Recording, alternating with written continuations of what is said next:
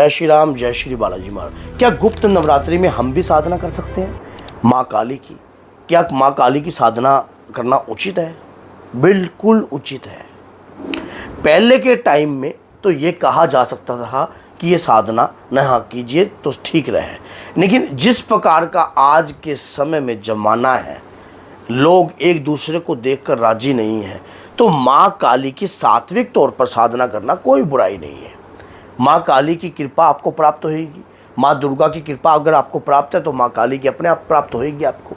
और माँ का नवरात्रि जब चल रही होती है तब ऐसे कार्य करना कोई बुराई नहीं है, कोई भी बुराई नहीं है। नवरात्रि में ये साधना कर सकते हो, गुप्त नवरात्रि में ये साधना कर सकते हो। यहाँ तक कि जो 4 ये नवरात्रियाँ होती हैं, प्रमुख होती हैं, माँ काली की साधना सात्विक तौर पर सात्विक मंत्र के साथ करोगे तो आपका अनहित कोई भी नहीं होगा। माँ की अपरंपार कृपा आपको प्राप्त होगी।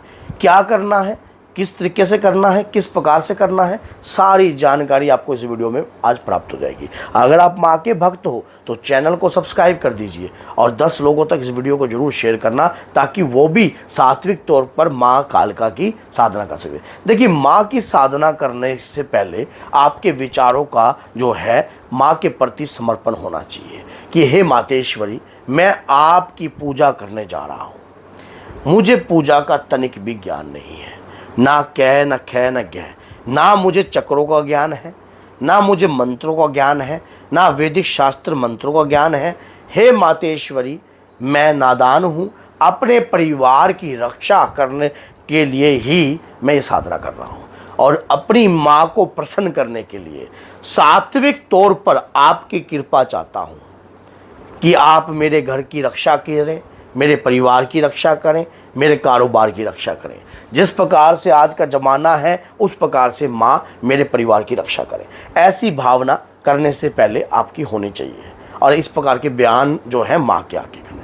साधना करने के लिए आपको क्या कार्य करना है? माँ का विग्रह लेना है, काली स्वरूप का, माँ काल का स्वरूप का विग्रह ले लीजिए। आप अपने घर में भी ले रहकर, मंदिर में भी रहकर भी ये साधना कर सकते हो, कोई भी नुकसान नहीं है। छोटा सा विग्रह ले लेना, इतना एक हो, बस आप उन्हीं की सेवा कीजिए और माँ से प्रार्थना कीजिए। नहीं, अगर आप विग्रह नहीं है आपके पास, तो माँ दुर्गा के रूप में भी माँ काली का कीजिए। मेरे घर में मैंने माँ काली का स्वरूप नहीं लगा रखा है मंदिर के अंदर, लेकिन माँ दुर्गा का है, लेकिन मैं माँ काली की भी पूजा करता हूँ।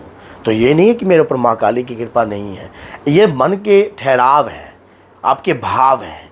तो आप जो जैसी भावना से काम करोगे वैसा कार्य हो जाएगा। तेल का लेटी बाती का दीपक लगाइए। अभी गुप्त नवरात्रि प्रारंभ हो रही है 26 तारीख से, तो उस समय पर आप ये माँ काली का कार्य प्रारंभ कर दीजिए। आप सच्चे मन से माँ से प्रेम करते हो तो ये कार्य, जैसे मैं आपको बता रहा हूँ, 101% आपका सिद्ध होगा। एक पानी वाला नारियल ले लेना, 1.25 मीटर जो है काले रंग का कपड़ा।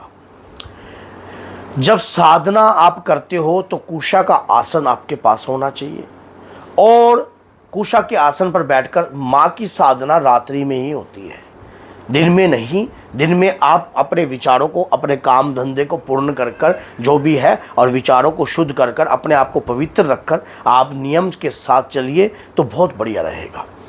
आकर रात्रि में स्नान आदि कर भोजन आदि कर आपने क्या करना है, रात्रि में आप काले वस्त्र हैं तो काले वस्त्र डाल लीजिए, तिलक आपके मस्तक पर कालका माँ का लगाइए और रुद्राक्ष की माला ले लीजिए। जल का पात्र भर कर रखिए, तेल का दीपक लगाइए। जो तेल का दीपक लगाना है उसको क्या करना है, आपने उस दीपक के अंदर आपने 27 दाने उड़द के होने चाहिए और थोड़े काले तिल डले होने चाहिए। माँ से प्रार्थना कीजिए कि हे मातेश्वरी, आपकी शक्तियों का आह्वान करता हूँ।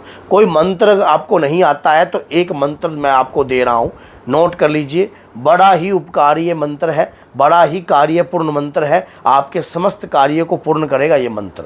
और इस मंत्र से बहुत कुछ प्राप्त कर सकते हो आप। माँ की कृपा इस मंत्र से आप स्वयं प्राप्त कर सकते हो। मंत्र क्या है? मंत्र है ओम क्लीम कालिकाय नमः।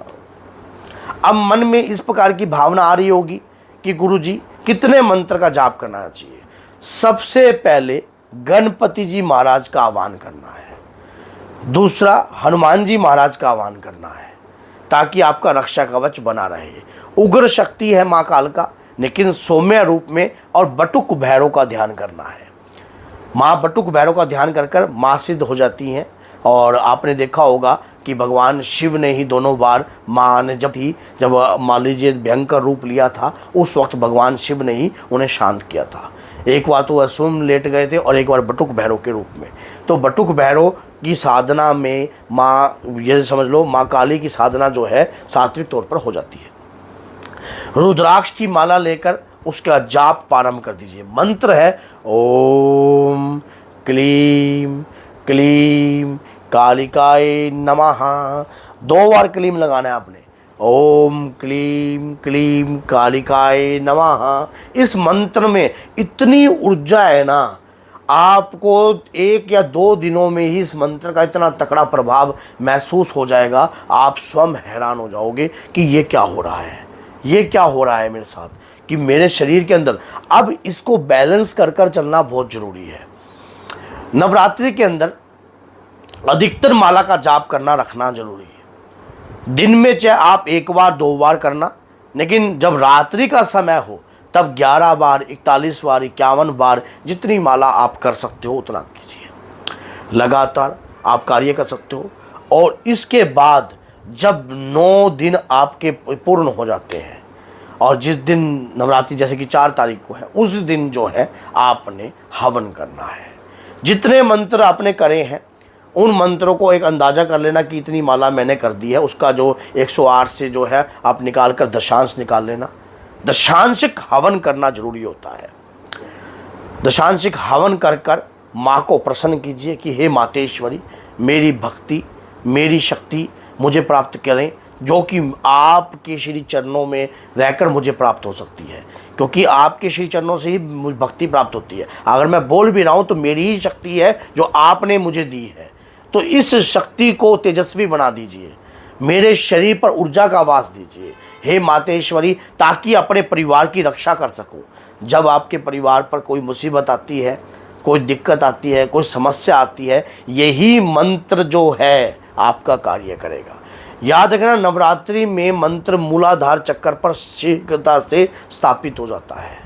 उसके बाद जब मंत्र उपज उत्पन्न होती है, और उसके बाद धीरे धीरे कमल खिलने लग जाएगा आपका, आपके चक्र जागृत होने लग जाएंगे, आपके शरीर के अंदर ऊर्जा का समावेश उत्पन्न होने लग जाएगा, आपकी नाड़ी में ये लगा लो सुषमा जो नाड़ी होती है वो उत्पन्न होगी, और उसके दौरान जो है आपके ऊपर कृपा प्राप्त होगी, आप जिस भी शक्ति की आप आराधना कर रहे हो।